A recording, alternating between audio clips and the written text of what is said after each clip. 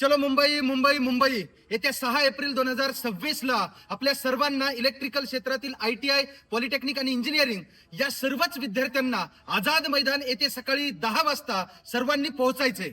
कारण अनेक आहेत, त्यामध्ये जे काही प्रलंबित मुद्दे असतील, ट्रान्सको, जेनको, डिस्कॉम, त्यामध्ये रिझल्ट्स असतील, जॉईनिंग असतील किंवा वेटिंग लिस्ट असतील, यासोबतच मागील 2 दिवसापूर्वी अपंग विद्यार्थी त्या ठिकाणी पुणे येथे जमा झाले होते, पण त्या ठिकाणी त्यांना बसू दिलं नाही। ते मुलं सुद्धा मुंबईला येत आहेत आणि तुम्हाला सर्वांनाच यायचंय।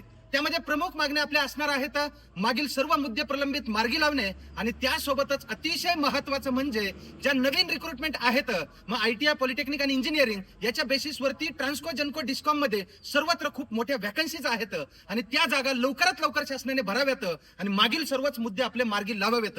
या व्यतिरिक्त आणखी जे जे विषय तुमचे असतील त्या त्या विषयांना तुम्ही घेऊन या। फक्त एक गोष्ट लक्षात ठेवा, ज्या मुद्द्याचे विद्यार्थी जास्त त्या ठिकाणी असतील त्या मुद्द्याला प्रेफरन्स देत असताना, अनुक्रम देत असताना सुरुवातीला दिला जाईल। मग आता तुम्ही ठरवा, तुम्हाला जर वाटतं की तुमचा असणारा जो मुद्दा आहे MSCB कडचा तो मार्गी लागावा, तर मोठ्या संख्येने तुम्हीही या, तुमच्या जवळच्या विद्यार्थ्यांना सर्वांना सांगा आणि ही लिंक मात्र महाराष्ट्रातल्या सर्व इलेक्ट्रिकल क्षेत्रातील विद्यार्थ्यांपर्यंत पाठवा, जेणेकरून की मोठ्या संख्येने त्या ठिकाणी विद्यार्थी जमा होतील आणि आपली एकजूट वज्रमूठ त्या ठिकाणी अशी दिसेल की मग जे राजकीय असतील किंवा पत्रकार असतील ते सर्वजण आपल्याला त्या ठिकाणी सपोर्ट करण्यासाठी येतील आणि आपले जे असणाऱ्या मागण्या आहेत, जे आपले महत्त्वाचे मुद्दे आहेत, ते सर्व मुद्दे त्या ठिकाणी मार्गी लागतील।